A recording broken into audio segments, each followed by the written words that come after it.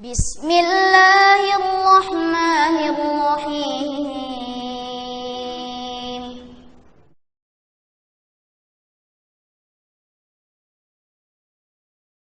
Bismillahirrahmanirrahim.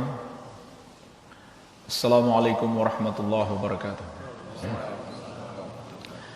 Alhamdulillahi hamdan katsiran thayyiban mubarakan fih, mubarakan alaih kama yuhibbu rabbuna wa yardah.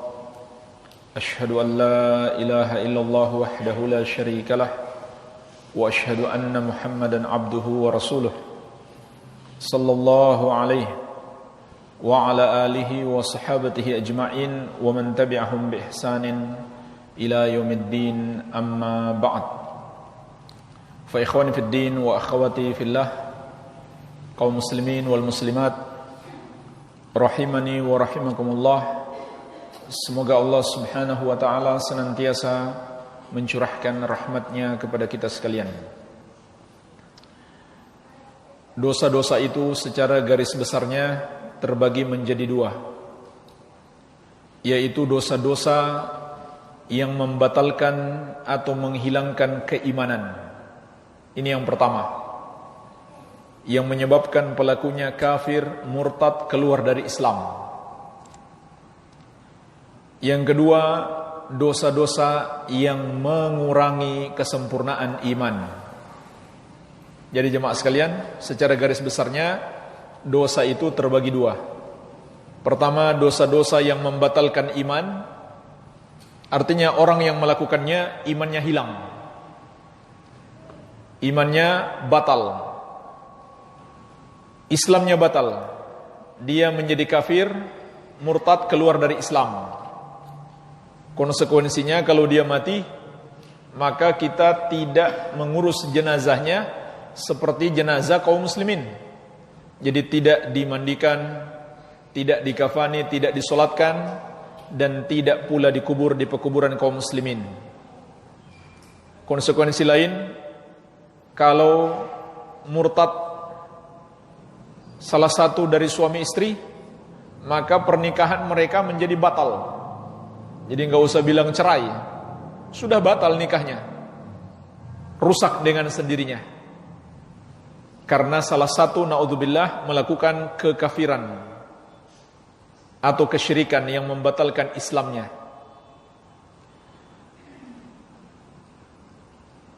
Dan berbagai macam konsekuensi lainnya. Namun yang ingin kita pelajari di sini, apa saja dosa yang membatalkan Islam itu. Maka secara garis besarnya juga namanya adalah kesyirikan dan kekufuran. Namun rinciannya banyak. Tapi secara umum itu disebut dosa kesyirikan dan kekafiran. Sedangkan yang kedua, dosa yang mengurangi kesempurnaan iman, maka itu selain kesyirikan dan kekafiran, selain dosa syirik, selain dosa kufur, adalah dosa-dosa yang mengurangi kesempurnaan iman. Imannya berkurang, tapi dia masih muslim. Makanya manusia itu hanya ada dua statusnya, muslim atau kafir. Tidak ada golongan ketiga. Tidak ada golongan ketiga. Hanya saja orang muslim, ada yang imannya baik, ada yang imannya kurang. Kalau dia menjauhi semua perbuatan dosa, maka berarti imannya baik, imannya kuat. Tapi kalau dia melakukan perbuatan-perbuatan dosa besar yang tidak sampai tingkat kesyirikan dan kekafiran, maka imannya berkurang, imannya melemah. Tapi kalau dia melakukan dosa-dosa kesyirikan dan kekafiran, imannya batal. Kalau imannya batal, jangan tanya ibadahnya. Semua amal ibadah yang pernah dia kerjakan juga menjadi batal. Sebagaimana Allah tegaskan di surat Al-An'am ayat 88. Walau asyraku lahabita anhum ma kanu ya'malun. Seandainya mereka melakukan kesyirikan, maka terhapuslah amalan-amalan yang dulu mereka kerjakan. Begitu pula surat Az-Zukhruf ayat atau surat Az-Zumar ayat ke-65. La in asyrakta la yahbatanna amaluka. Kalau kamu melakukan syirik, terhapuslah amalanmu. Jadi Islamnya saja sudah batal, imannya batal, syahadatnya batal, apalagi amal ibadahnya. Capek-capek dia beribadah, karena dosa kesyirikan dan kekafiran, maka menjadi batal. Iya. Oleh karena itu jemaah sekalian, inilah dosa yang paling berbahaya. Karena bisa membuat pelakunya murtad, keluar dari Islam, membatalkan seluruh amalannya. Dan kalau dia tidak bertobat sampai mati, Allah tidak akan pernah menerima tobatnya atau tidak pernah mengampuninya, dan dia pasti masuk neraka, kekal di dalamnya untuk selama-lamanya. Itulah bedanya orang musyrik, orang yang sudah kafir kalau masuk neraka, dan orang yang masih muslim. Seorang muslim sebanyak apapun dosanya, selama dia masih muslim, pertama masih mungkin dia Allah ampuni, walaupun dia enggak tobat sampai mati. Masih mungkin Allah ampuni kalau Allah berkehendak. Karena Allah menegaskan di surat An-Nisa ayat 48. Innallaha la yaghfiru ayyushraka bihi wa yaghfiru ma duna dzalika liman yasha. Sesungguhnya Allah tidak akan mengampuni dosa syirik dan akan mengampuni dosa yang lebih ringan daripada itu bagi siapa yang dia kehendaki. Jadi seorang muslim, dosa sebanyak dan sebesar apapun dia kerjakan, tidak tobat sampai mati, masih mungkin Allah ampuni, asalkan bukan musyrik, bukan orang kafir. Tapi kalau Allah menghendaki, bagaimana kalau Allah tidak berkehendak mengampuninya, tapi Allah berkehendak mengazabnya? Maka jemaah sekalian, azabnya tidaklah kekal. Jadi itu perbedaan orang muslim yang masuk neraka dan orang musyrik atau orang kafir yang masuk neraka. Orang muslim yang masuk neraka karena dosa-dosanya sangat besar, dia tidak sampai kekal di neraka.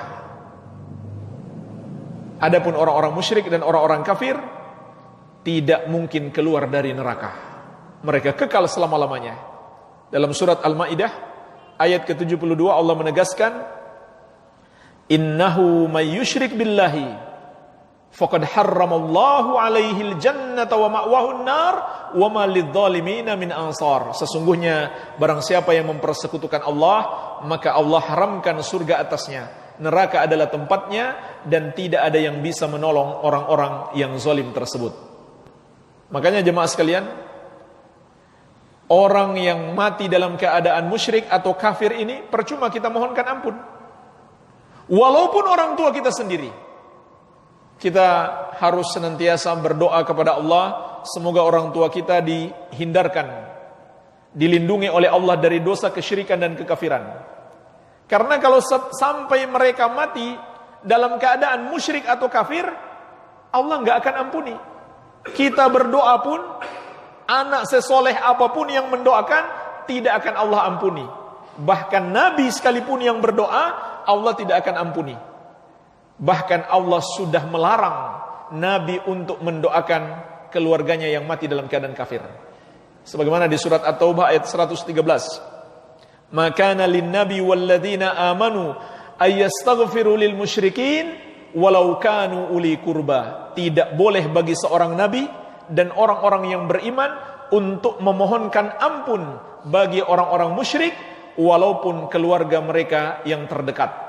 Ayat ini turun melarang Nabi Muhammad SAW memohonkan ampun kepada pamannya yang memiliki jasa-jasa besar terhadap Islam, namun sampai mati musyrik.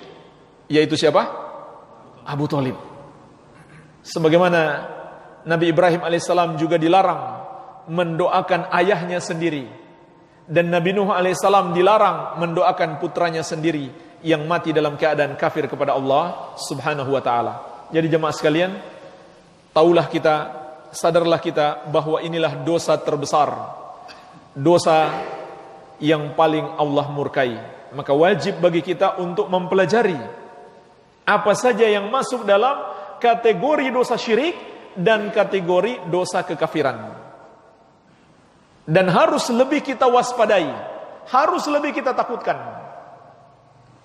Kita sering takut, khawatir terjerumus dalam dosa zina, terjerumus dalam dosa makan riba, minum khamar, berjudi. Tapi jemaah sekalian, kalau kita tidak khawatir terjerumus dalam syirik, berarti kita tertipu oleh syaitan. Karena dosa syirik lebih besar. Dosa syirik lebih besar dari semua dosa-dosa besar. Artinya harus lebih kita takutkan. Baik, oleh karena itu jemaah sekalian, insyaallah kita akan lanjutkan pembahasan kita mengenal berbagai macam kesyirikan. Dan pada kesempatan ini insyaallah kita akan membahas beberapa golongan yang melakukan dosa syirik dan kekafiran. Kita kenali golongan tersebut dan kita waspadai. Jangan kita terjerumus dalam golongan itu, dan jangan sampai kita membenarkan golongan tersebut atau mengikuti kesyirikan dan kekafiran mereka. Insyaallah kita akan bahas di sini 4 golongan. Yang pertama ahlul kitab, yang kedua aliran kebatinan, yang ketiga syiah, yang keempat tasawuf. Inilah diantara golongan-golongan yang berbuat kesyirikan dan kekafiran. Apa saja kesyirikan dan kekafiran mereka akan kita bahas insyaallah satu persatu. Yang pertama golongan ahlul kitab. Golongan ahlul kitab. Siapa itu ahlul kitab? Al-Yahud wan Nasara. Kenapa mereka disebut ahlul kitab? Karena pernah dahulunya diberikan kepada mereka kitab Taurat dan Injil. Maka mereka disebut ahlul kitab. Dan dulunya mereka beriman. Kemudian mereka rubah-rubah agama Allah. Mereka rubah-rubah kitab Allah. Maka mereka pun menjadi kafir karena itu. Dan merubah kitab Allah itu sendiri adalah kekafiran. Menambah-nambah dan mengurang-urangi kitab Allah. Beriman pada sebagian kitab dan kufur pada sebagian. Menyembunyikan ayat-ayat Allah. Ini sebab utama kekafiran mereka. Karena memang jemaah sekalian, Allah tidak memberikan jaminan keaslian tetap terjaga pada kitab-kitab yang pernah Allah turunkan selain Al-Quranul Karim. Sebagaimana firman Allah, Inna nahnu nazzalna dzikra wa inna lahu lahafidun. Sesungguhnya kamilah yang menurunkan Al-Quran, kamilah yang akan menjaganya. Maka mereka merubah-rubah kitab Allah. Dan dalam sejumlah ayat dan hadis Nabi SAW, Allah telah menegaskan kekafiran dan kesyirikan mereka. Sehingga ulama Islam kemudian sepakat, Yahudi dan Nasrani itu kafir. Sebagaimana ulama Islam juga sepakat, barang siapa yang tidak meyakini mereka kafir, dia juga kafir sama dengan mereka. Jadi di sini ada 2 kesepakatan ulama Islam.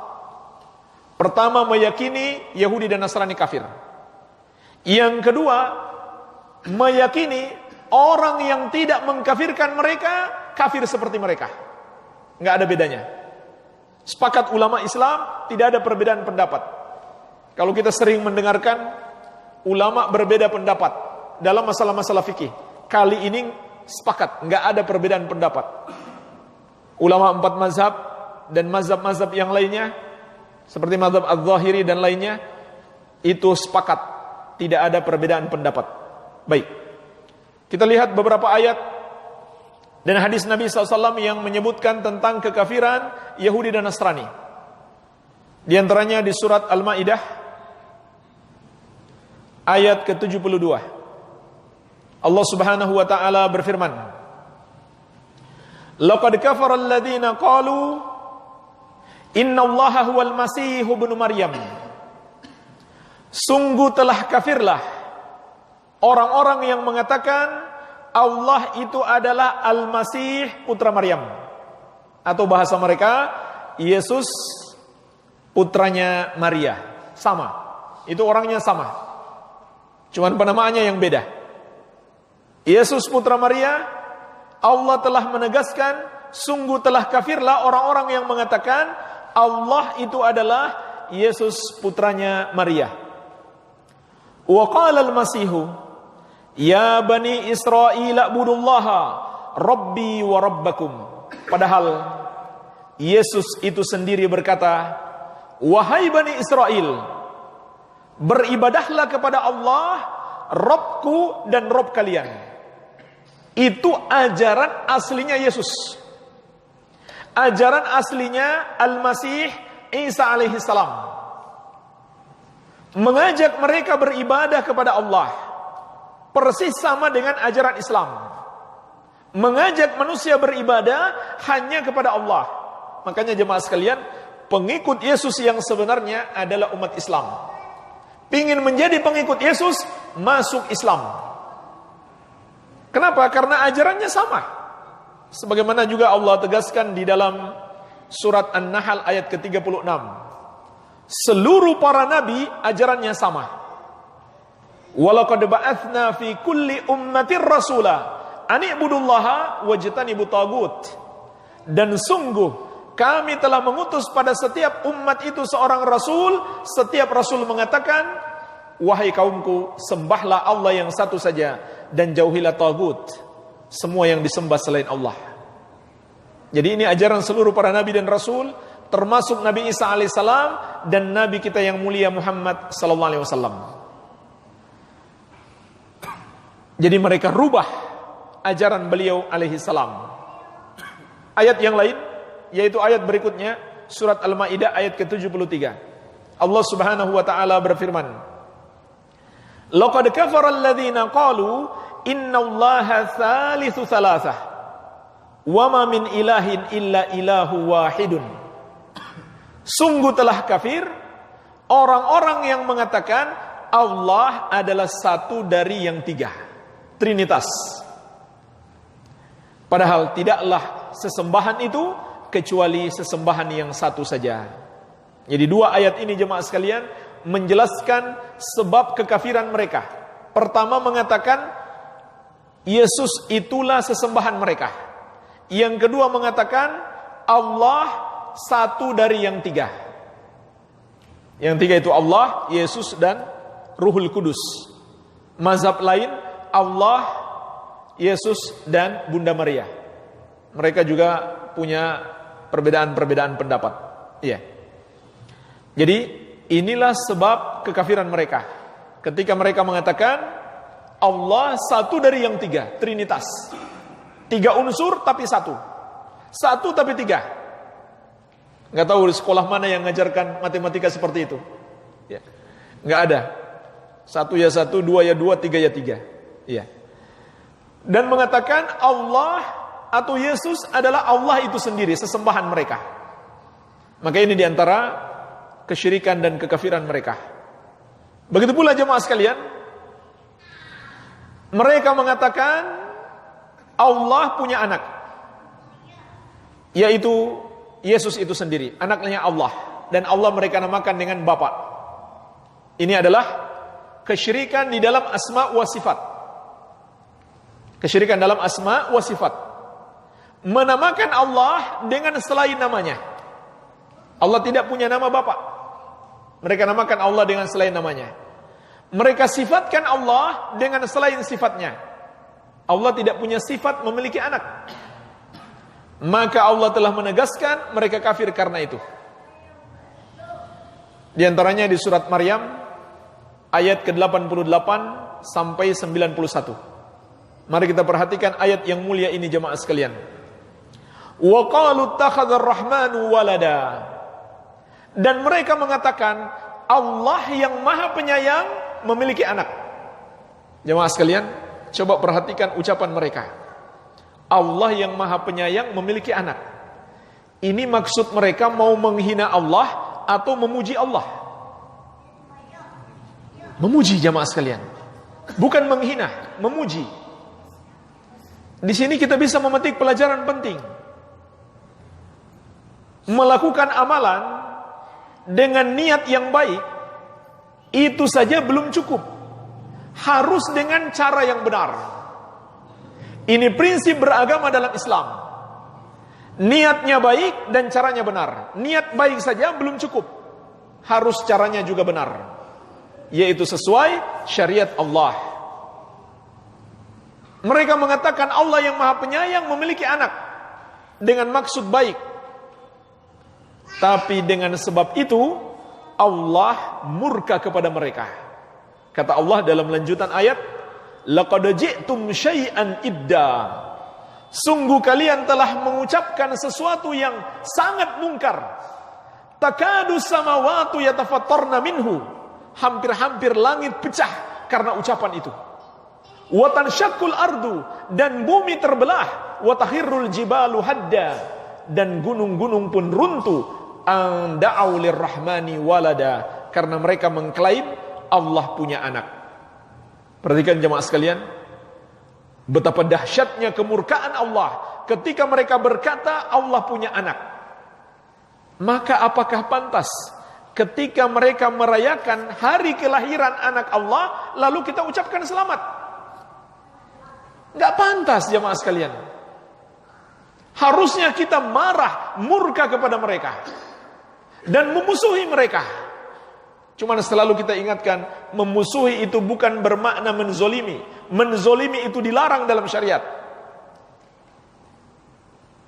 Tetapi wajib bagi kita memusuhi. Jadi Allah murka dengan kemurkaan yang sangat dahsyat. Karena mereka mengatakan Allah punya anak. Begitu pula orang-orang Yahudi. Orang-orang Yahudi juga mengatakan Allah punya anak. Sebagaimana yang Allah sebutkan di dalam surat At-Taubah ayat ke-30. Wa qalatil yahudu Uzair ibnullah. Orang-orang Yahudi berkata Uzair anak Allah. Jadi orang Yahudi memperlakukan Uzair seperti orang-orang Nasrani memperlakukan Isa alaihissalam. Wa qalatin nasara al-masih ibnullah. Orang-orang Nasrani juga berkata bahwa Al-Masih, Yesus adalah anak Allah. Dzalika qauluhum bi afwahihim yudahiuna qaulal ladzina kafaru min qabl qatalahumullah anna yufakun. Itulah ucapan-ucapan yang keluar dari mulut mereka karena mereka meniru-niru ucapan orang-orang kafir terdahulu. Maka kata Allah, dilaknatlah mereka, diperangi Allah mereka. Bagaimana mereka sampai berpaling? Satu lagi yang mengatakan Allah punya anak adalah orang-orang musyrik Quraisy. Mereka mengatakan para malaikat itu anak perempuan Allah. Makanya dalam surat An-Najm Allah berfirman, alakumudz dzakaru walahul untha tilka idzan qismatun diza. Apakah bagi kalian anak laki-laki dan bagi Allah anak perempuan? Kalau begitu itu pembagian yang curang. Maksudnya apa jemaah sekalian? Orang-orang musyrik mereka benci anak perempuan. Mereka akan mengubur anak perempuan mereka hidup-hidup. Itu di zaman jahiliyah. Itu yang dilakukan oleh orang-orang musyrik. Tapi mereka mengatakan Allah memiliki anak perempuan, yaitu para malaikat. Maka ini 3 golongan yang mengatakan Allah punya anak. Dosa yang sangat besar yang menyebabkan mereka kafir kepada Allah Subhanahu wa taala. Dan dalam hadis riwayat Muslim dari sahabat yang mulia Abu Hurairah radhiyallahu anhu, Rasulullah sallallahu alaihi wasallam juga menegaskan kekafiran Yahudi dan Nasrani. Beliau bersabda, "Walladzi nafsi biyadihi la yasma'u bi ahadun min hadhil ummah Yahudiyyun wala Nasraniyyun thumma mata wa lam yu'min billadzi ursiltu bihi illa kana min ashabin nar." demi Allah yang jiwaku ada di tangannya, tidaklah ada seorang pun dari umat ini yang pernah mendengarkan aku telah diutus, apakah dia seorang Yahudi atau Nasrani, kemudian dia mati sebelum beriman kepadaku, maka dia termasuk penghuni neraka. Termasuk makna hadis ini jemaah sekalian, dan termasuk kekafiran mereka, walaupun mereka menyembah hanya kepada Allah, tidak menyembah Uzair, tidak menyembah Isa, dan tidak mengatakan Uzair dan Isa anak Allah. Dan mereka walaupun masih mengamalkan syariat Musa dan syariat Isa, masih mengamalkan Taurat dan Injil, namun ketika Nabi Muhammad SAW diutus, mereka tidak mengakui ajaran beliau, maka mereka berubah menjadi kafir. Tadinya mereka beriman. Kenapa mereka beriman? Menyembah hanya kepada Allah, tidak mengatakan Allah punya anak, menjalankan syariat Taurat dan syariat Injil. Namun setelah Nabi Muhammad SAW diutus, mereka tidak mau masuk Islam, maka status mereka berubah menjadi kafir. Walaupun dia beriman, mengikuti keimanan agama terdahulu. Jangankan pengikutnya, nabinya saja, kata Nabi SAW, seandainya Musa masih hidup, wajib dia mengikuti aku, apalagi pengikutnya. Dan Nabi Isa alaihissalam akan turun di akhir zaman, tidak lagi menjalankan syariat beliau, melainkan mengikuti syariat Nabi Muhammad SAW. Jadi, kalau ada orang mengaku beriman, menyembah Allah, pengikut Nabi Isa, setelah Nabi diutus, dia tidak mau lagi beriman, maka dia tidak mau masuk Islam, maka dia menjadi kafir. Itu kalau ada. Kenyataannya sudah nggak ada juga. Semua orang Yahudi dan Nasrani telah kafir walaupun mereka tidak masuk Islam. Itu maksudnya kenyataan fakta yang kita saksikan sekarang. Mereka sudah merubah-rubah kitab Allah. Mereka mengatakan Uzair anak Allah, mereka mengatakan Isa anak Allah. Belum pernah kita mendengarkan ada orang Nasrani yang tidak punya keyakinan seperti itu. Seandainya mereka tidak punya keyakinan seperti itu, tapi tidak mau masuk agama Islam, maka mereka menjadi kafir. Makanya jemaah sekalian, ini mirip dengan orang mengatakan mereka sudah sampai derajat hakikat, tidak perlu lagi mengamalkan syariat Nabi Muhammad. Ini mirip dengan Yahudi dan Nasrani yang tidak mau mengamalkan syariat Muhammad, walaupun mereka mengamalkan syariat Musa dan Isa. Juga mirip dengan orang yang mengatakan kita kan Islam Nusantara, bukan Islam Arab. Syariat Nabi di Arab hanya berlaku kalau sesuai dengan budaya Nusantara. Mirip persis, tidak ada bedanya.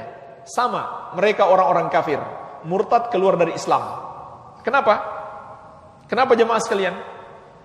Karena sama saja mereka mengatakan Nabi Muhammad SAW tidak diutus kepada mereka.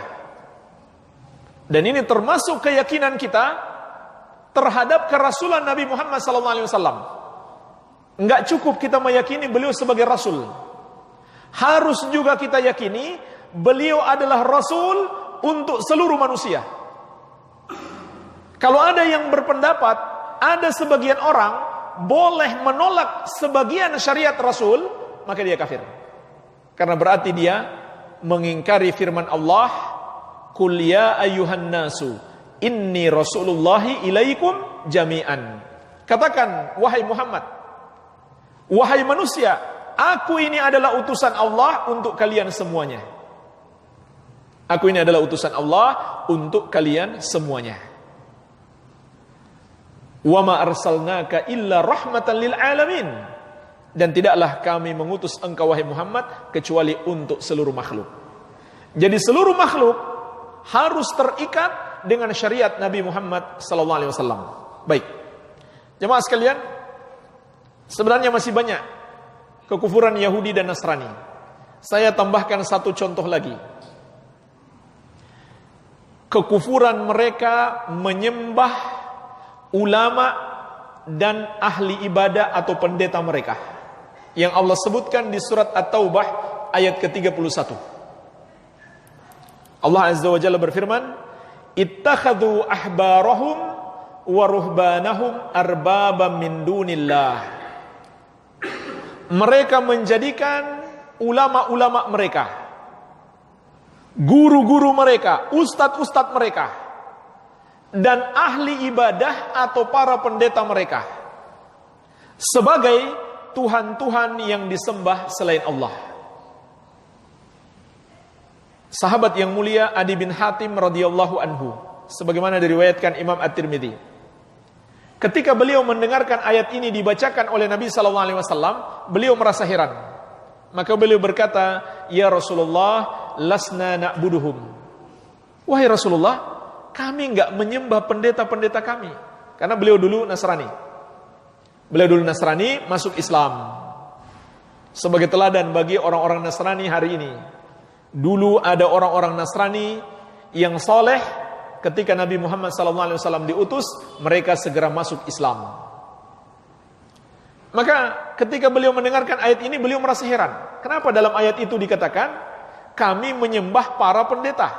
Padahal ya Rasulullah, kami enggak pernah tuh menyembah pendeta kami. Taunya dia menyembah, yang mereka sembah adalah Yesus, bukan para pendeta. Maka Nabi SAW bersabda kepadanya, bukankah para ulama dan para pendeta kalian menghalalkan yang haram, kalian pun ikut menghalalkan? Atau sebaliknya, mengharamkan yang halal, kalian pun ikut mengharamkan? Kata sahabat Adi bin Hatim, betul ya Rasulullah. Contohnya apa jemaah sekalian? Babi diharamkan, petinggi-petinggi agama mereka mengatakan halal, mereka halalkan. Maka Nabi SAW menegaskan, fatilka ibadatuhum, itulah yang dimaksud beribadah kepada mereka. Itulah yang dimaksud menyembah mereka. Dan ayat ini berlaku umum jemaah sekalian. Allah mengapa mengabarkan kepada kita tentang kekafiran Yahudi dan Nasrani dalam Al-Quran dan Sunnah? Maksudnya supaya kita nggak ikutan, supaya tidak ikutan. Makanya saya heran ada seorang dai ketika dia membaca larangan keras beribadah di kuburan, maka dia mengatakan itu ditujukan kepada Yahudi dan Nasrani, bukan kepada umat Islam. Apa gunanya disampaikan kepada kita kalau tidak ditujukan kepada kita juga? Nabi SAW mengabarkan kepada kita tentang perilaku buruk Yahudi dan Nasrani, maksudnya supaya kita jangan ikut. Kok dia mengatakan bagi umat Islam tidak dilarang? Memang betul ayat-ayat dan hadis atau hadis-hadis Nabi SAW yang melarang keras beribadah di kuburan itu disebutkan merupakan tradisi Yahudi dan Nasrani. Bahkan ada juga yang sifatnya umum, tidak mengkaitkan dengan tradisi mereka. Tapi seandainya larangan-larangan itu hanya disebutkan yang berkaitan dengan tradisi Yahudi dan Nasrani, itu mencakup larangan untuk kita. Maksudnya jangan kita ikut-ikutan. Di antaranya jemaah sekalian, hadis riwayat Bukhari dan Muslim. Dari Ummul Mukminin Aisyah radhiyallahu anha, Rasulullah sallallahu alaihi wasallam bersabda, "Laknatullahi 'alal yahudi wan nasara, ittakhadhu qubura anbiya'ihim masajidah."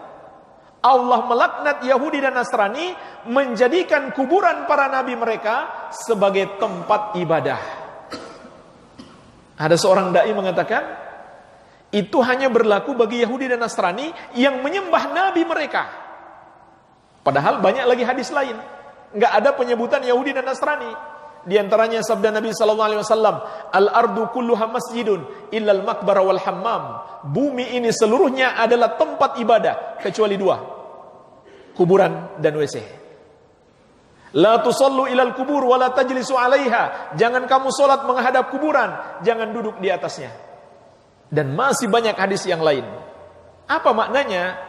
Allah dan Rasulnya mengabarkan kepada kita, ini loh perilaku-perilaku Yahudi dan Nasrani. Maksudnya agar kita jangan ikutan. Mengikuti mereka adalah dosa besar. dan bisa menjerumuskan dalam kesyirikan dan kekufuran. Dalam hadis yang lain, Rasulullah sallallahu alaihi wasallam dengan jelas bersabda, "Man tashabbaha biqaumin fahuwa minhum." Barang siapa menyerupai satu kaum, maka dia bagian dari mereka. Tapi alhamdulillah,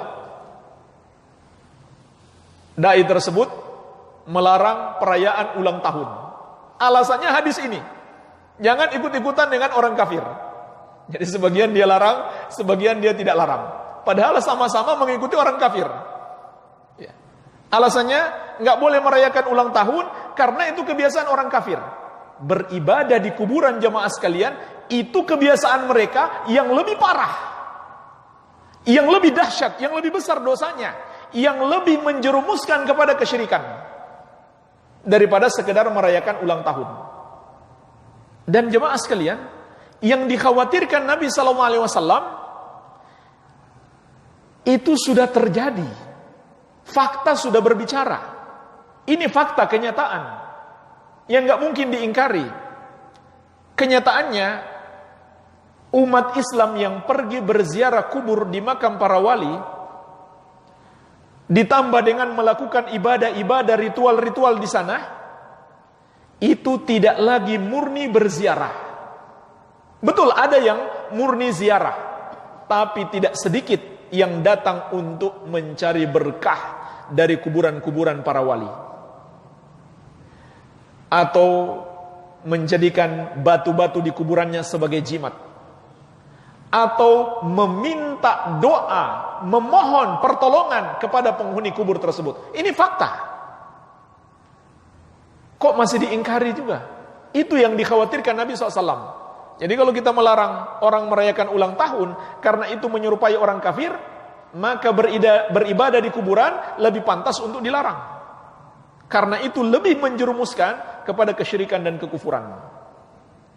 Jadi jemaah sekalian, Allah dan Rasulnya mengabarkan kepada kita kebiasaan orang-orang kafir dan orang-orang musyrik, Yahudi dan Nasrani, agar kita tidak ikut-ikutan kepada mereka. Ya, inilah beberapa bentuk kekafiran Yahudi dan Nasrani. Jadi termasuk kekafiran mereka adalah menyembah ulama mereka, menyembah pendeta mereka. Bagaimana cara menyembahnya? Bukan rukuk dan sujud, bukan.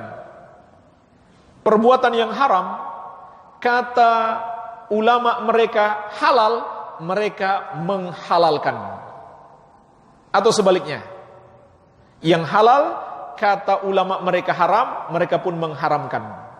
Cuman jemaah sekalian, maksud menghalalkan dan mengharamkan di sini adalah merubah keyakinan, bukan sekedar melakukan. Orang melakukan belum tentu menghalalkan. Yang kufur itu kalau menghalalkan yang haram. Contoh khamar. Orang minum khamar, berapa banyak pun dia minum, dia nggak akan jadi kafir. Karena itu bukan dosa kekafiran, dosa besar iya. Tapi nggak bisa kita vonis dia kafir. Namun, walaupun dia tidak minum, lalu dia mengatakan khamar ini halal, dia kafir. Murtad, keluar dari Islam. Ini maknanya. Ini maksudnya menyembah pendeta mereka. Menghalalkan apa yang Allah haramkan demi mengikuti pendeta. Ini sama. Mengikuti Habib, mengikuti kiai, mengikuti ustadz, mengikuti dai, dalam menghalalkan yang sudah jelas haram. Sudah jelas, Al-Quran mengatakan haram, hadis mengatakan haram, lalu ada orang mengatakan, tapi kata kiai saya nggak haram. Dia sudah menyembah kiainya, ikut kiainya untuk menghalalkan yang haram atau mengharamkan yang halal. Maka sama seperti Yahudi dan Nasrani. Baik. Berikutnya jemaah sekalian, golongan yang kedua setelah ahlul kitab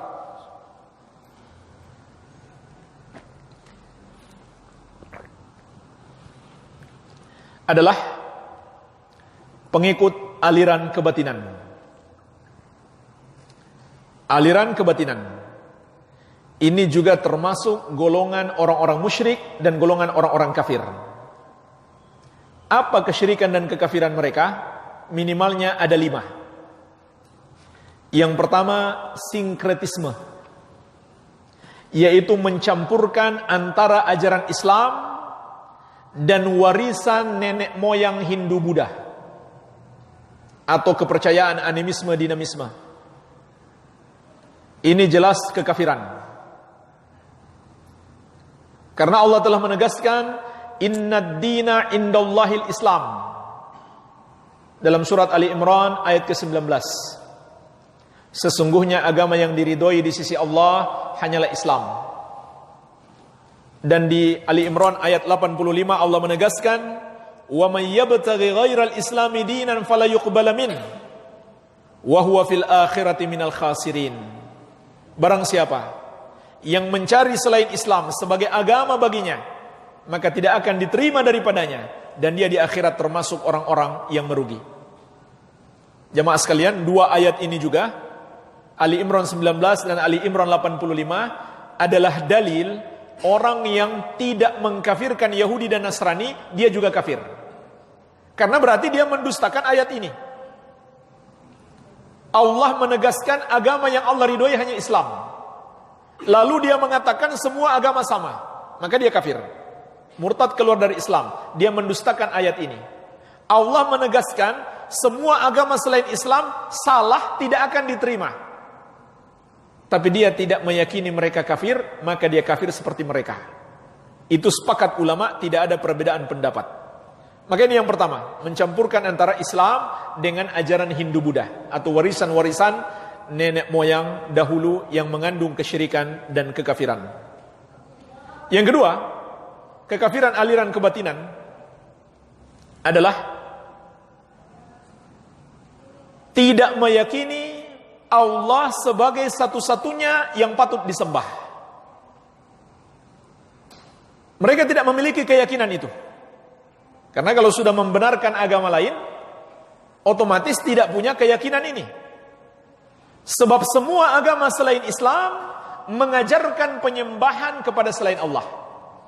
Jadi jemaah sekalian, orang yang tidak mengkafirkan Yahudi dan Nasrani atau Hindu-Buddha, sama saja dia tidak percaya la ilaha illallah. La ilaha illallah mengajarkan yang berhak disembah hanya Allah. Semua yang disembah selain Allah salah. Lalu dia membenarkan agama selain Islam. Padahal semua agama selain Islam mengajarkan peribadahan kepada selain Allah. Jadi orang yang tidak mengkafirkan orang kafir, di samping dia mendustakan surat Ali Imran 19 dan 85 tadi, dia juga telah membatalkan syahadatnya.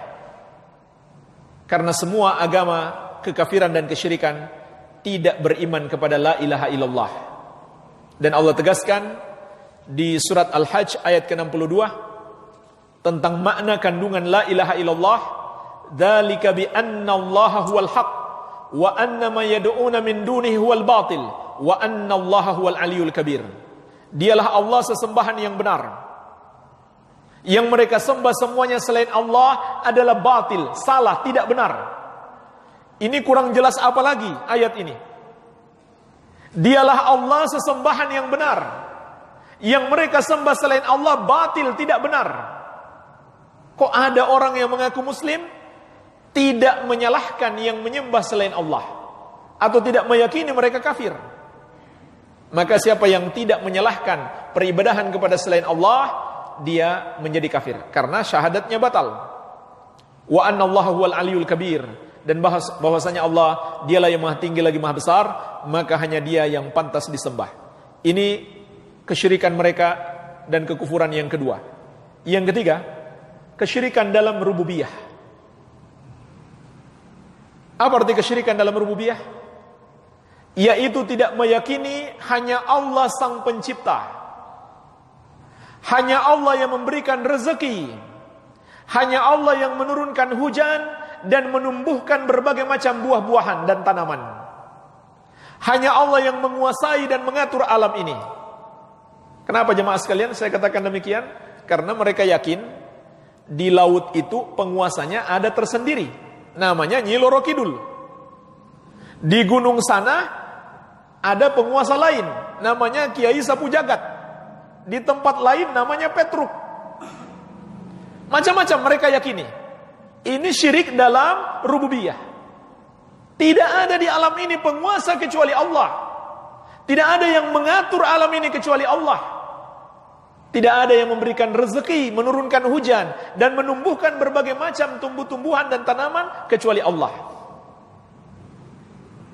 Tapi yang jadi masalah jemaah sekalian, masih ada orang mengaku muslim, memiliki keyakinan kebatinan ini, aliran kebatinan, yang orang-orang musyrik jahiliyah saja tidak memiliki keyakinan kufur tersebut. Jadi mereka ini yang mengaku muslim tetapi syirik dalam rububiyah, begitu pula aliran kejawen ini atau kebatinan yang mempercayai selain Allah ada yang mengatur alam ini, itu lebih buruk, lebih kufur dari musyrikin jahiliyah. Musyrikin jahiliyah mempercayai Allah yang menurunkan hujan, Allah yang menumbuhkan berbagai macam tanaman. Ada orang mengaku muslim, meyakini yang menumbuhkan tanaman namanya Dewi Sri. Itu keyakinan kebatinan. Lebih parah lagi, dia dianggap tokoh agama, kiai. Bahkan dia menyarankan kalau perlu menyambut Dewi Sri sambil sholawatan. Subhanallah. Di surat Al-Baqarah ayat 22, Allah menyebutkan tentang keyakinan orang kafir. Orang kafir jahiliyah, termasuk orang-orang munafik. Apa kata Allah? Wa anzala minas sama'i ma'an fa akhraja bihi minas thamarati rizqan lakum. Allah yang menurunkan hujan kepada kalian dari langit, lalu dengan air hujan itu Allah tumbuhkan berbagai macam tanaman sebagai rezeki bagi kalian. Fala taj'alu lillahi andada wa antum ta'lamun. Maka janganlah kalian menjadikan bagi Allah sekutu-sekutu padahal kalian sudah mengetahuinya. Mengetahui apa? Mengetahui Allah yang menurunkan hujan, Allah yang menumbuhkan tumbuhan. Itu keyakinan kafir dulu. Kok ada yang mengaku muslim percayanya kepada Dewi Sri? Subhanallah. Juga di surat Yunus ayat ke-31. Lihat keyakinan orang musyrik jahiliyah dahulu.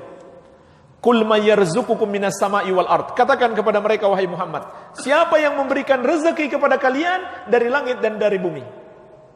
Amman yamliku sam'a wal absara. Dan siapa yang menguasai pendengaran dan penglihatan kalian? Wa may yukhrijul hayya minal mayyit wa yukhrijul mayyita minal hayy. Dan siapa yang mengeluarkan yang hidup dari yang mati dan yang mati dari yang hidup? Maksudnya Allah menciptakan manusia yang hidup dari sel sperma yang mati. Sperma yang mati dikeluarkan dari manusia yang hidup. Wa may yudabbirul amr. Dan siapa yang mengatur segala urusan? Fasayaquluna Allah. Maka mereka akan menjawab Allah. Allah yang mengatur segala urusan, Allah yang memberikan rezeki dari langit dan dari bumi. Itu keyakinan musyrikin jahiliyah. Jadi, jemaah sekalian, di sini ada satu pelajaran penting yang bisa kita petik. Kesyirikan dan kekufuran tambah parah. Sehingga di pundak kita ada tanggung jawab besar. Jangan kita menganggap ini sudah selesai. Justru tambah parah. Di pundak kita ada tugas besar untuk berdakwah. Kalau bukan kita yang berdakwah, maka jemaah sekalian, kita berarti belum menjadi pengikut Nabi Muhammad SAW. Karena di surat Yusuf ayat 108, Allah mengatakan tentang pengikut Rasulullah SAW, mereka berdakwah. Kul hadhihi sabili ad'u ilallahi ala basiratin ana wa man ittaba'ani wa subhanallahi wa ma ana minal musyrikin. Katakan wahai Muhammad, inilah jalanku, yaitu berdakwah kepada Allah berdasarkan ilmu. Aku dan para pengikutku juga berdakwah kepada Allah berdasarkan ilmu. Maha suci Allah dan aku tidak termasuk orang-orang musyrik. Jadi ini kesyirikan mereka yang ketiga. Syirik dalam rububiyah. Kemudian syirik di dalam uluhiyah. Dalam peribadahan. Yaitu mereka mempersembahkan ibadah-ibadah mereka kepada setan-setan itu tadi. Setan yang namanya Nyi Loro Kidul, Kiai Sapu Jagat, Petruk, dan lain-lain. Itu setan. Dewi Sri itu setan. Mereka kemudian mempersembahkan ibadah kepada setan-setan itu. Ibadah apa yang mereka persembahkan? Berdoa. memohon. Itu ibadah. Menyembelih hewan untuk korban, untuk pengorbanan, untuk pendekatan diri, itu ibadah. Maka siapa yang mempersembahkannya kepada selain Allah, dia telah mempersekutukan Allah. Kemudian yang kelima jemaah sekalian, termasuk kekafiran mereka adalah tidak melaksanakan sholat. Cukup bagi mereka eling saja. Tahu eling? Ya, nggak tahu nggak masalah. Ya. Cukup eling saja, nggak perlu sholat. Dan meninggalkan sholat jemaah sekalian, itu ada dua bentuk. Yang pertama, ulama sepakat kafir, murtad, keluar dari Islam, kalau tidak mengakui kewajiban sholat atau menentang kewajiban sholat. Bahkan jenis pertama ini, dia sholat pun sebenarnya nggak pengaruh, dia tetap kafir. Dia sholat atau nggak sholat, itu nggak pengaruh kalau dia tidak mengakui kewajiban sholat atau menentangnya atau membencinya, maka dia kafir, murtad, keluar dari Islam. Yang kedua, dan itu sepakat ulama, yang kedua, orang meninggalkan sholat karena malas misalkan, lebih mementingkan pekerjaannya, maka ulama berbeda pendapat. Jumhur ulama mengatakan dia pelaku dosa terbesar, lebih besar dari semua apapun. Dan ini sepakat ulama. Sepakat ulama seperti kata Ibnu Qayyim rahimahullah, meninggalkan sholat itu lebih besar dari semua dosa besar. Mencuri, membunuh, berzina, minum khamar, makan riba.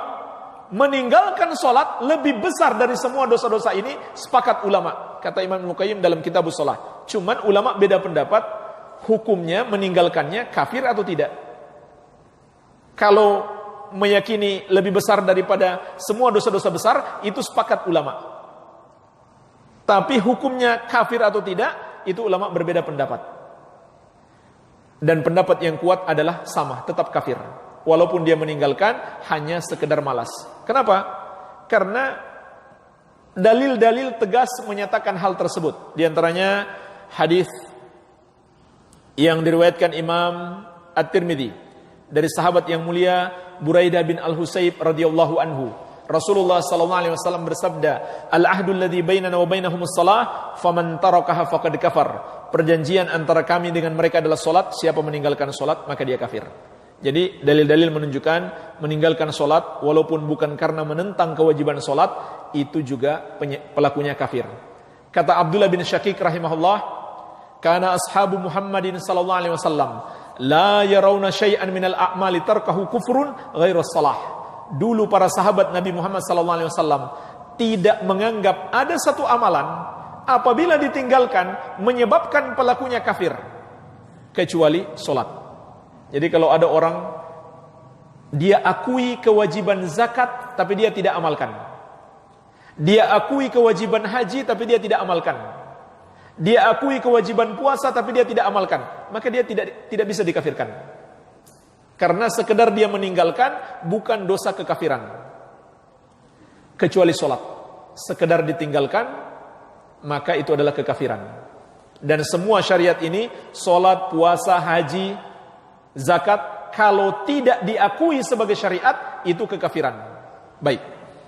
Jemaah sekalian, kita akan bahas berikutnya golongan yang ketiga dan keempat, yaitu golongan Syiah dan golongan yang mirip dengannya tasawuf.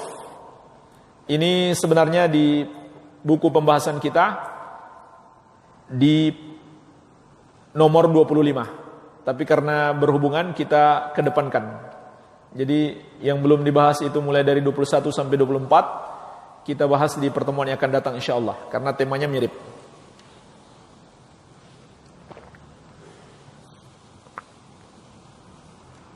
Kita bahas secara singkat kesyirikan dan kekufuran Syiah. Syiah ini golongan kafir musyrik. Banyak sekali kekafiran dan kesyirikan mereka. Tapi dalam kesempatan ini kita hanya akan menyebutkan 5 saja. 5 bentuk kekafiran dan kesyirikan mereka. Dan subhanallah, 5 kesyirikan mereka itu sama persis dengan ajaran tasawuf atau sufiyah, tarekat. Sama persis. Jadi ini saudara kembar antara Syiah dan tasawuf tarekat Sufiyah. Kita akan sebutkan 5, sama ajaran mereka. Yang pertama, orang-orang Syiah meyakini bahwa imam-imam mereka adalah perantara dalam beribadah kepada Allah. Seperti kata Al-Majlisi dalam Biharul Anwar. Ini buku pegangan penting orang-orang Syiah. Fa innahum hujubur rabbi wal wasaid bainahu wa bainal khalqi.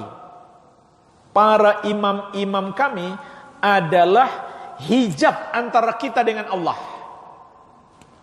Maka mereka menjadi perantara antara hamba dengan Allah.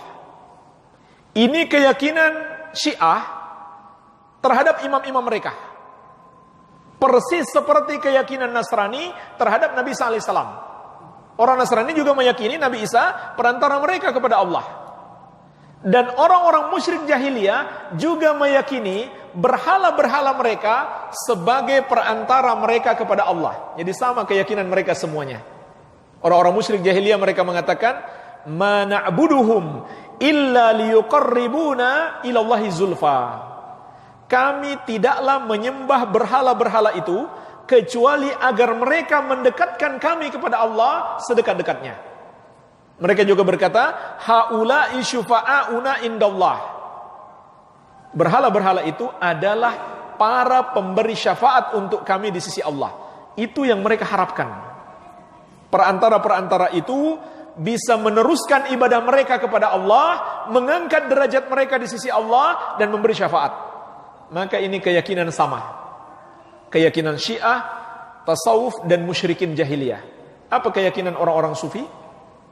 Para wali mereka adalah perantara untuk berdoa kepada Allah. Persis dengan keyakinan Syiah. Dan mereka sebut itu sebagai tawasul. Padahal itu syirik, bukan tawasul. Tawasul itu bukan seperti itu. Tawasul dalam syariat itu ada 3. Bertawasul dengan nama-nama dan sifat Allah. Bertawasul dengan amal soleh yang kita kerjakan. Kita sebut amal soleh kita dalam doa kita.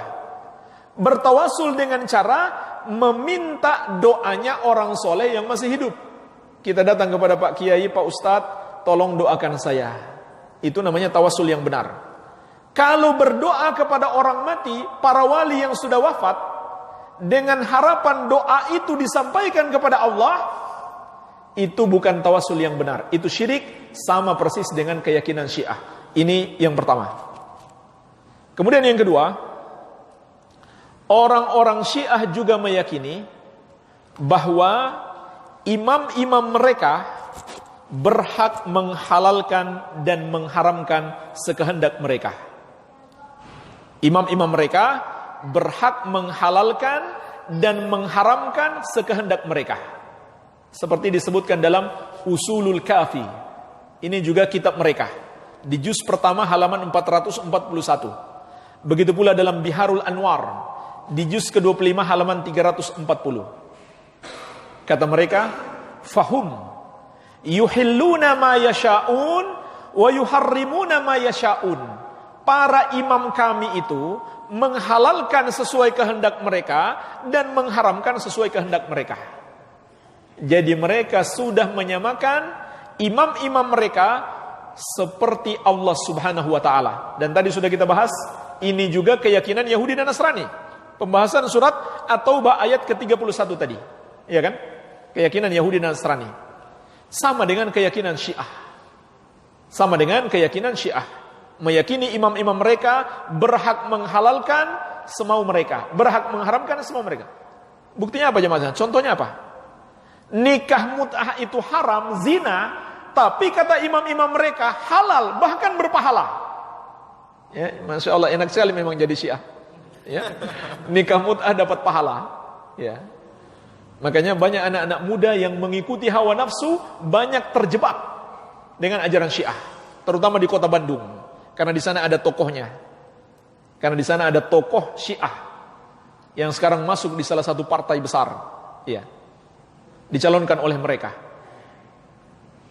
Mereka menjebak anak-anak muda ini dengan ajaran nikah mut'ah. Kata mereka daripada pacaran lebih baik zina islami.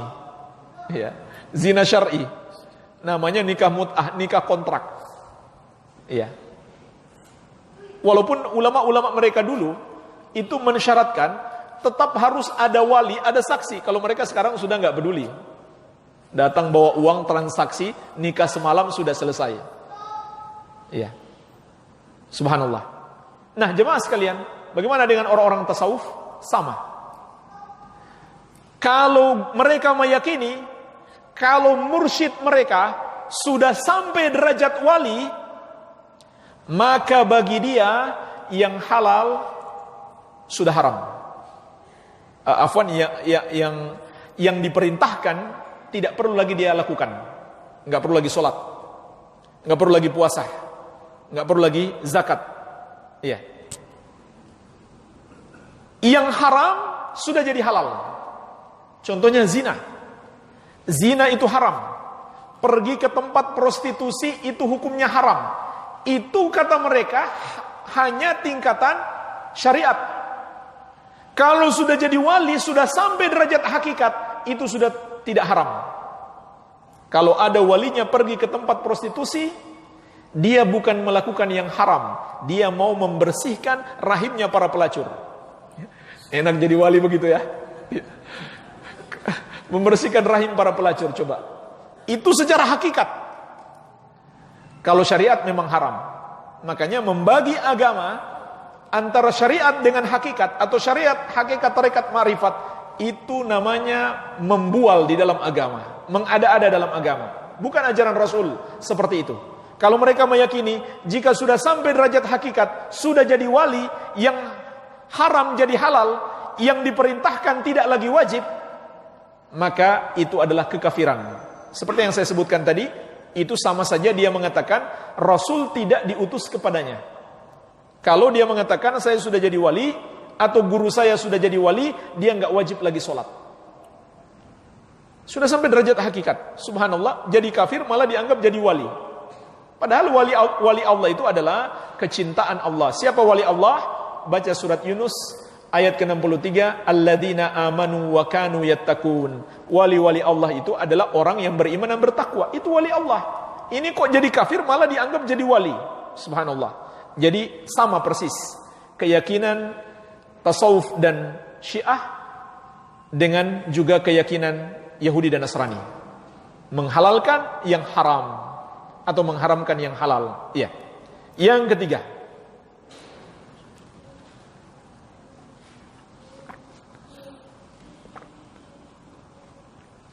orang-orang Syiah berkeyakinan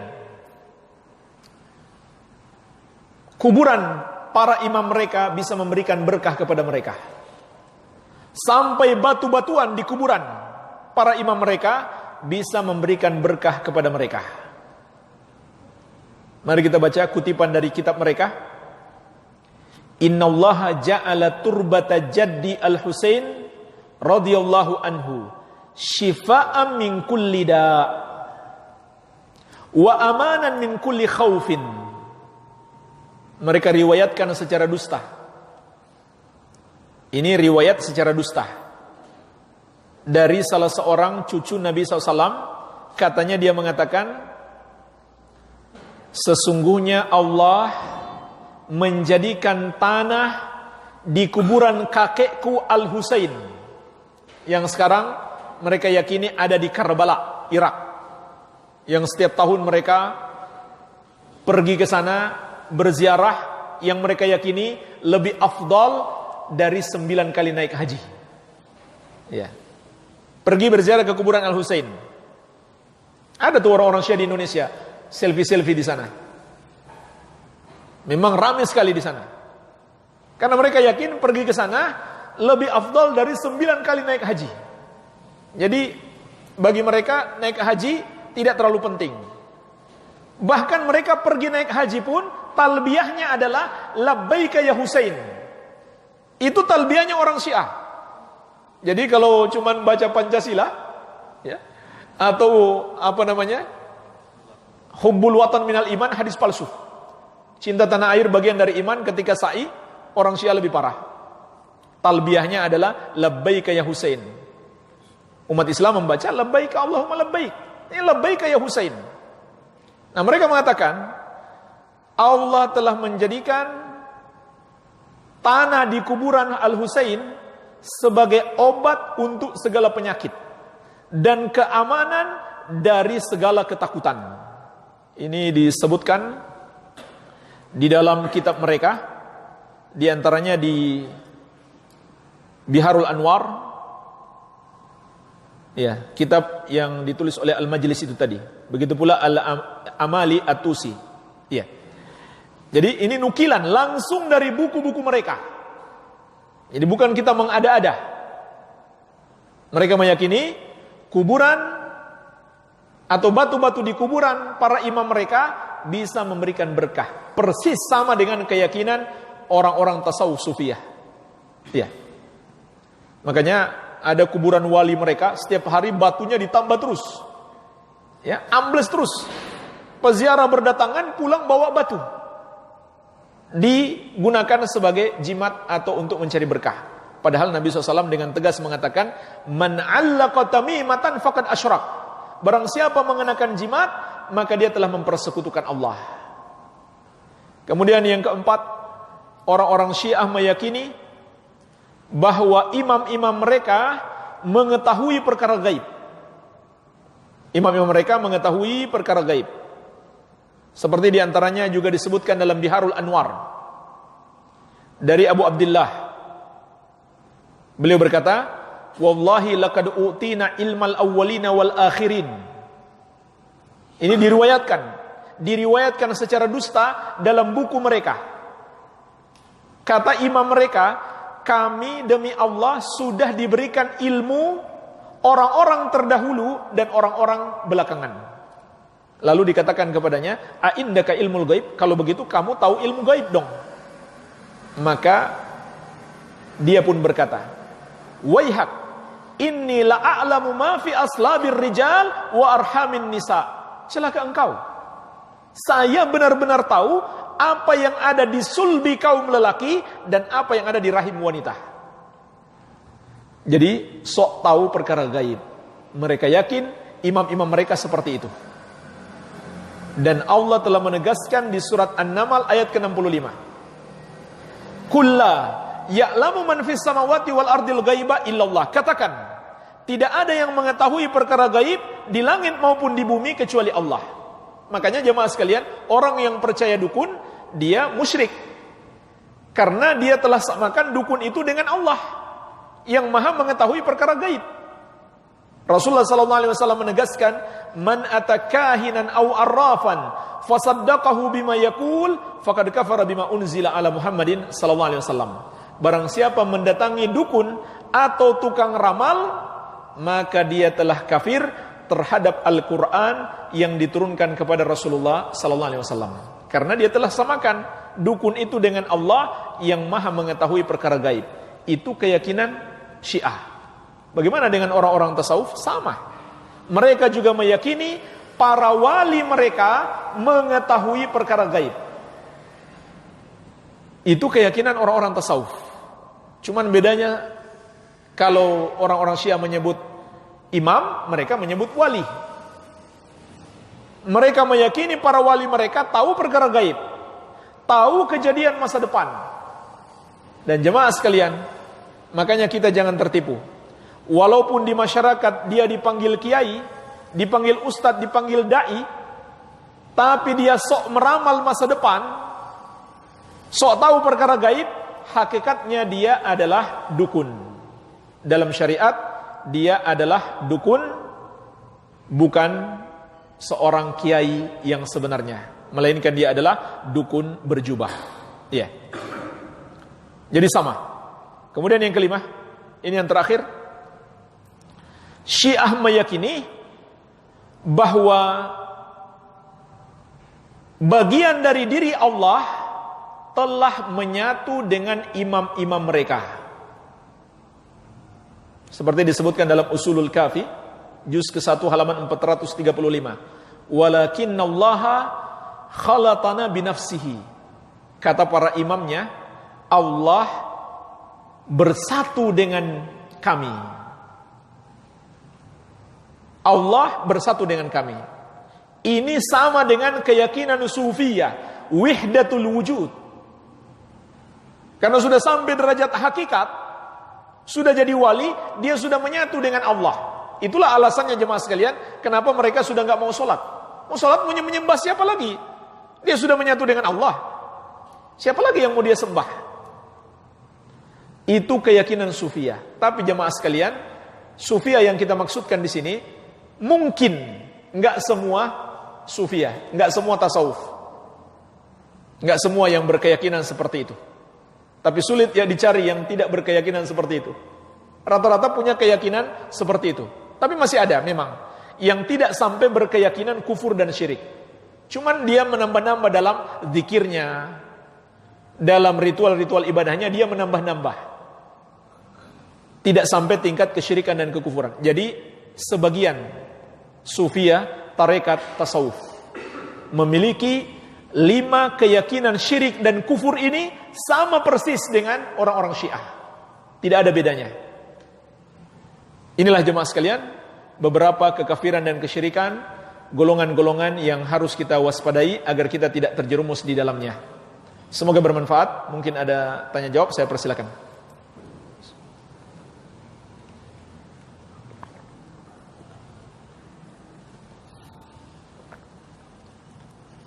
Silakan. Yang lain tulis silakan. Kalau dilihat dari sejarahnya, kalau nggak salah kan kaum Syiah ini tadinya cuma mengutamakan Ali radhiyallahu anhu daripada yang lain. Terus bagaimana sejarahnya kok bisa jadi menyimpang begitu jauh sampai ke kesyirikan, dan apakah yang awal-awal dahulu juga termasuk cenderung pada kesyirikan? Betul. Baik. Betul sekali jemaah sekalian. Begitulah karakter kesesatan. Sifat kesesatan. Satu kesesatan akan menjerumuskan pada kesesatan yang lain. Sama dengan ketaatan.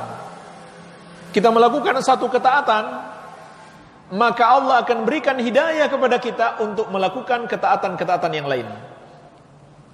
Falamma zagu azagallahu qulubahum. Ketika mereka berpaling, Allah jadikan hati mereka berpaling. Itulah sifat kesesatan. Memang awalnya begitu. Awalnya kesesatan mereka hanya sekedar mengatakan Ali lebih mulia daripada Abu Bakar dan Umar. Kemudian meningkat. Seharusnya Ali yang menjadi khalifah setelah Nabi SAW wafat. Kenapa Abu Bakar dan Umar? Kenapa kemudian Utsman? Mereka sudah merampas kekhalifahan.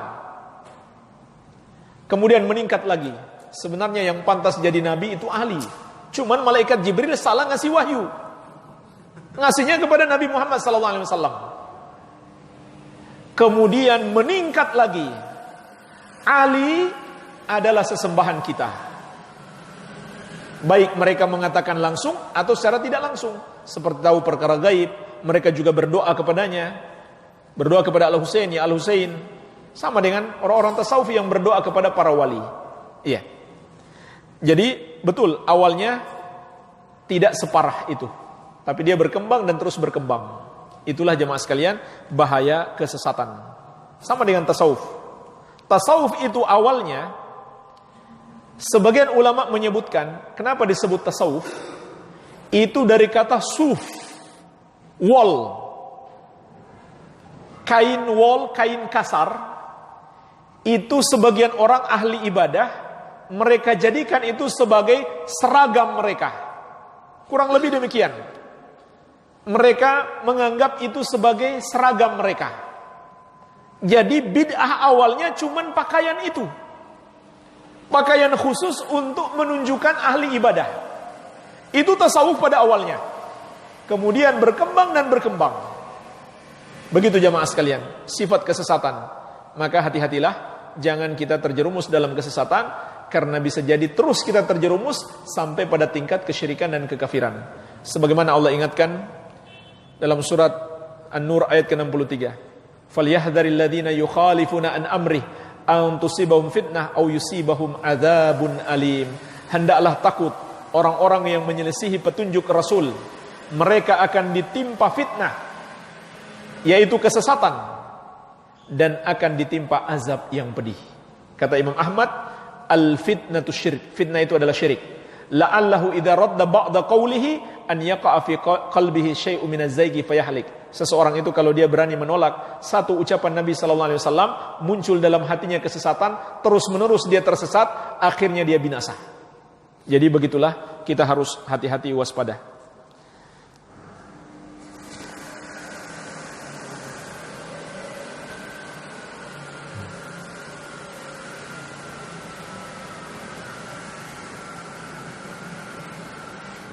Orang-orang kafir dan musyrik azabnya kekal. Muslim tidak kekal. Lalu bagaimana dengan orang-orang munafik yang mengaku Islam tapi tidak ibadah? Karena di Quran surat An-Nisa ayat 145 Allah berfirman yang artinya sesungguhnya orang-orang munafik itu ditempatkan pada tingkatan yang paling bawah dari neraka. Jemaah sekalian, orang-orang munafik itu masuk kategori orang kafir. Bahkan mereka adalah orang kafir yang paling parah, yang paling jelek, yang paling parah. Iya. Makanya tempat mereka yang paling bawah, karena mereka yang lebih dimurkai oleh Allah daripada orang kafir asli. Bukan kafir asli, maksudnya kafir yang terang-terangan. Kenapa? Karena bahaya mereka kepada Islam lebih besar. Iya. Jadi mereka itu orang kafir. Orang-orang munafik itu orang-orang kafir. Enggak ada golongan ketiga. Hanya ada dua golongan, muslim dan kafir. Cuman muslim terbagi dua, kafir terbagi dua. Muslim ada yang baik imannya, ada yang lemah imannya. Kafir ada yang terang-terangan, ada yang munafik. Sama-sama kafir.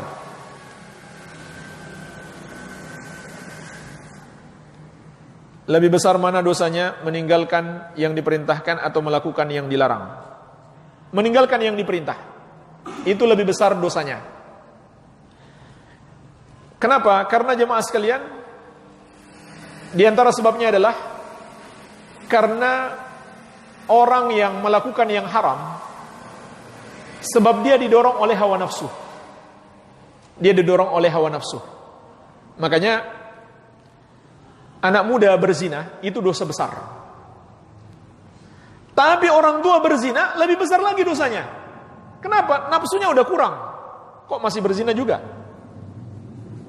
Maka dosanya lebih besar karena dorongan hawa nafsunya berkurang. Anak muda belum nikah berzina dosa besar. Yang sudah nikah dosanya lebih besar lagi. Karena dia sudah punya pasangan yang sah, dia masih berzina. Berzina dengan lawan jenis dosa besar. Berzina dengan sesama jenis lebih besar lagi dosanya.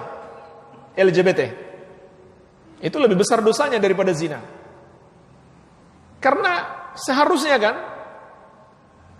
nggak bernafsu atau nafsunya lebih kurang dibandingkan dengan sama jenis, tapi masih saja dia lakukan, maka dosanya lebih besar. Makanya orang berzina itu kalau belum nikah, hukumannya tidak sampai hukuman mati. Kalau sudah nikah, hukumannya hukuman mati.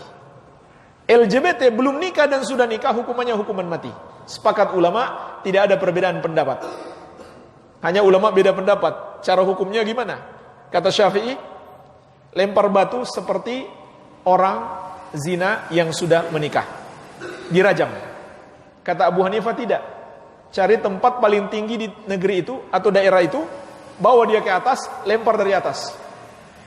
Setelah itu disusul dengan lemparan batu, seperti yang Allah perlakukan kepada kaum Lut. Iya, jadi itu alasannya meninggalkan kewajiban itu lebih besar dosanya daripada melakukan yang haram. Kenapa Habib di Indonesia banyak melakukan bid'ah? Apa itu Habib? Habib itu adalah istilah yang mereka buat untuk keturunan Nabi Muhammad SAW. Jemaah sekalian, termasuk keyakinan Ahlus Sunnah wal Jamaah adalah memuliakan, menghormati dan mencintai keturunan Nabi Muhammad SAW. Ini termasuk manhaj Ahlus Sunnah wal Jamaah. Tetapi jemaah sekalian, jangan melampaui batas. Kalau melampaui batas, jadi Syiah. Meyakini keturunan Nabi Muhammad SAW itu maksum, terjaga dari dosa. Itu keyakinan Syiah. Jadi karena dia Habib keturunan Nabi SAW, maka seakan-akan semua yang dia katakan pasti benar. Walaupun dia berbuat bid'ah, menyelisih petunjuk Nabi Muhammad SAW, dia nggak boleh disalahkan. Itu namanya melampaui batas, berlebih-lebihan. Makanya kenapa ada keturunan Nabi SAW kok dia melakukan bid'ah? Karena dia manusia biasa. Dia bisa terjerumus dalam dosa. Sehingga kalau dia benar kita ikuti, kalau dia salah jangan kita ikuti. Walaupun jemaah sekalian perlu saya ingatkan juga, belum tentu yang dianggap Habib betul keturunan Nabi Muhammad SAW. Karena tidak sedikit yang mengaku-ngaku. Kadang ada tampang Arab sedikit ngaku keturunan Nabi. Ya. Jadi belum tentu. Kalaupun betul keturunan Nabi SAW, maka kita muliakan tapi jangan melampaui batas. Jangan melampaui batas. Di antara melampaui batas adalah meyakini seakan-akan semua yang mereka lakukan nggak mungkin salah. Jemaah sekalian, ajaran Islam yang tidak mungkin salah itu hanya Nabi Muhammad SAW. Sumber agama yang tidak mungkin salah hanya Al-Quran dan Sunnah Nabi SAW sesuai pemahaman Ahlus Sunnah wal Jamaah. Selain itu salah, tidak benar. Kebenaran itu hanya satu, tidak berbilang. Iya. Jadi kalau siapapun mengajarkan kepada kita bertentangan dengan ajaran Rasul, itu salah. Apakah hadis ini sahih? Nabi SAW ketika sedang marah kepada Aisyah, beliau berkata, tutuplah matamu. Lalu Rasul berkata, mendekatlah. Tatkala Aisyah mendekat, Rasul SAW kemudian memeluk Aisyah sambil berkata, Humairaku telah pergi marahku setelah memelukmu. Saya belum tahu hadisnya sahih atau tidak. Perlu diteliti lagi. Yang jelas kalau kita belum yakin hadis itu sahih atau tidak, maka tidak boleh kita yakini sebagai hadis, tidak boleh kita sampaikan. Karena Nabi SAW telah mengingatkan kita, man haddatha anni bihadithin yura annahu kadhibun fahuwa ahadul kadhibin. Siapa yang menyampaikan dariku satu hadis, dia mengira itu dusta, tapi tetap dia sampaikan, maka dia termasuk pendusta. Iya. Apalagi jelas-jelas hadis palsu, maka dosanya sangat besar sekali kalau kita tetap sampaikan. Apa maksud dari ayat ini? Dalam surat Al-Baqarah ayat 62 Allah Subhanahu wa taala berfirman yang artinya sesungguhnya orang-orang yang beriman, orang-orang Yahudi, orang-orang Nasrani dan orang-orang Sabi'in, siapa saja yang beriman kepada Allah dan hari akhir dan melakukan kebajikan, mereka mendapat pahala dari Rabb-nya, tidak ada rasa takut pada mereka dan mereka tidak bersedih hati. Maksudnya adalah Yahudi dan Nasrani yang beriman, maksudnya adalah yang beriman kepada Allah di zaman sebelum Islam datang. Mereka menyembah Allah dan mengikuti syariat Nabi mereka. Adapun setelah Islam datang dan mereka tidak mau masuk Islam, maka mereka tidak lagi disebut beriman, melainkan orang-orang kafir. Jadi ayat itu benar, tapi maksudnya tidak seperti yang dikatakan oleh orang-orang liberal. Orang-orang liberal sudah jelas-jelas kafir, musyrik, mereka tidak mau mengkafirkan. Lalu mereka cari ayat-ayat yang sekiranya bisa mendukung mereka. Di antaranya ayat ini. Makanya jemaah sekalian, Allah telah mengingatkan kita akan adanya orang-orang seperti ini. Fa ammal ladzina fi qulubihim zaygun fayattabi'una ma tashabaha minhu ibtigha'al fitnah wa ibtigha'a ta'wili. Fa ammal ladzina fi qulubihim zaygun fayattabi'una ma tashabaha minhum ibtigha'al fitnah wa ibtigha'a ta'wili. Adapun orang-orang yang di hati mereka ada penyakit kesesatan, mereka cari ayat-ayat yang mutasyabih, yang belum jelas maknanya, yang bisa ditarik ke kiri dan ke kanan, bisa ditafsirkan semau mereka untuk memunculkan fitnah dan menafsirkan sesuai keinginan mereka. Itu orang-orang yang di hati mereka adalah penyakit. Ya, sama dengan ayat lakum dinukum waliyadin. Mereka artikan enggak boleh menyalahkan agama lain. Padahal ayat itu turun justru untuk menyalahkan agama lain. Makanya baca sebab turunnya ayat itu. Ketika orang-orang musyrik minta, bikin kesepakatan saja, kami akan menyembah Allah, kamu menyembah Tuhan kami. Maka turunlah ayat ini, lakum dinukum waliyadin. Artinya, agama kalian salah, agama kami benar, ini nggak bisa dicampur. Malah mereka tafsirkan sebaliknya, nggak boleh menyalahkan agama lain, karena lakum dinukum waliyadin. Subhanallah. Padahal di awal surat sudah jelas, kul ya ayyuhal kafirun. Ini pun mungkin mereka mau ganti kalau bisa. Jangan kul ya ayyuhal kafirun, kul ya ayyuhan non muslim. Subhanallah. Jelas-jelas ayatnya, kul ya ayyuhal kafirun. Jadi liberal itu adalah kekafiran dan kesyirikan. Mazhab liberal itu adalah kekafiran. Iya. Apa hukumnya buat orang tua yang tidak memaksa anaknya untuk sholat, padahal anaknya sudah balik? Kalau sudah balik mau dipaksa terlambat. Umur 7 tahun diperintahkan sholat. Umur 10 tahun dipukul. Pukulan ini pun bukan pukulan menyakiti. Pukulan ringan. Pukulan mendidik. Jangan dipukul di bagian-bagian rawan. Nggak boleh dipukul di wajah. Memukul wajah terlarang. Nabi SAW bersabda, la tadribul wajh. Jangan kamu memukul wajah. Ini umur 10 tahun. Kalau sudah balik, harus lebih berat lagi hukumannya. Karena 7 tahun disuruh nggak dipukul, 10 tahun hukumannya dipukul, hukuman ringan. Kalau sudah balik, itu bukan dipukul lagi, harus lebih tinggi daripada pukul. Apa lebih tinggi daripada pukul? Dibunuh. Hukumannya hukuman mati. Dibunuh jamaah sekalian. Tapi yang membunuhnya pemerintah, bukan orang tuanya. Hukuman mati. Ini dalil mazhab Syafi'i. Tadi kita sebutkan jumhur ulama berpendapat, orang meninggalkan sholat nggak sampai kafir selama dia tidak mengingkari kewajiban sholat. Itu jumhur ulama termasuk Syafi'i, Malik, dan Abu Hanifah. Tapi Imam Malik dan Syafi'i berpendapat hukumannya hukuman mati. Kenapa? Karena hadis ini 10 tahun dipukul, kalau sudah balik harusnya lebih besar lagi hukumannya. Itu pemahaman dari hadis tersebut. Nabi merintahkan 10 tahun dipukul, kalau sudah balik nggak cukup dipukul, hukumannya hukuman mati. Tapi yang melakukannya pemerintah. Jangan kita lihat orang nggak sholat langsung kita eksekusi. Ya. Sama dengan bencong tadi. Ya. Dilempar dari atas, lalu disusul dengan lemparan batu. Itu yang melakukan pemerintah. Jangan antum ketemu bencong, antum eksekusi lagi. Ya. Itu pemerintah yang melakukannya. Pemerintah yang melakukannya. Iya. Dan kita orang tua nggak bisa memaksa. Percuma dipaksa. Kita beri nasihat. Beri nasihat. Dipaksa dengan kekuatan fisik, itu mudaratnya malah jadi lebih besar. Berikan nasihat, lembutkan hatinya. Justru itu lebih baik. Daripada keras, lebih baik lembutkan hatinya. Misalkan dengan hadiah-hadiah. Ya. Nah, nanti ayah belikan sepeda. Tapi kamu sholat ya. Itu lebih baik. Itu lebih baik daripada dengan kekerasan. Ya. Malah anak kalau kita bersikap keras, cenderung dia memberontak. Malah mudaratnya lebih besar. Iya.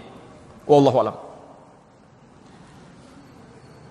Dan wajib bagi orang tua untuk terus menasihati anaknya. Sampai kapan? Sampai dia mati atau anaknya duluan mati. Kewajiban orang tua untuk mendidik anak terus berlaku selama hidupnya.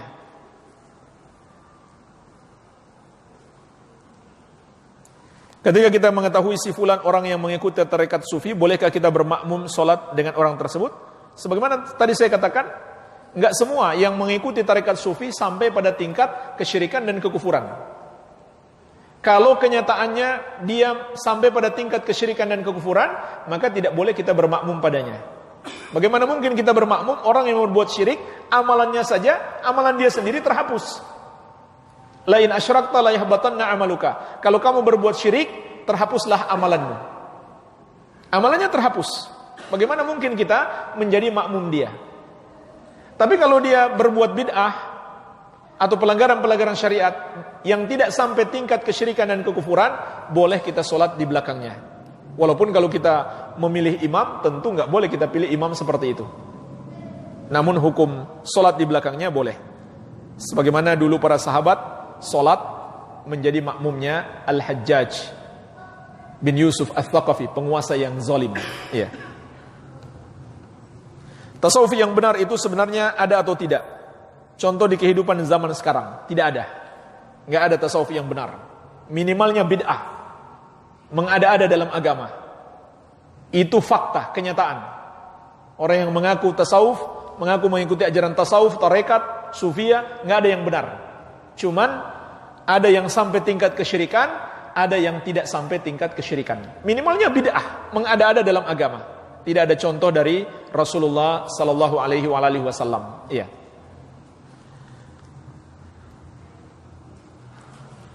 Ada satu pertanyaan, saya belum tahu jawabannya tentang ittihad dan wahidatul wujud, apa bedanya? Insyaallah kita belajar lagi.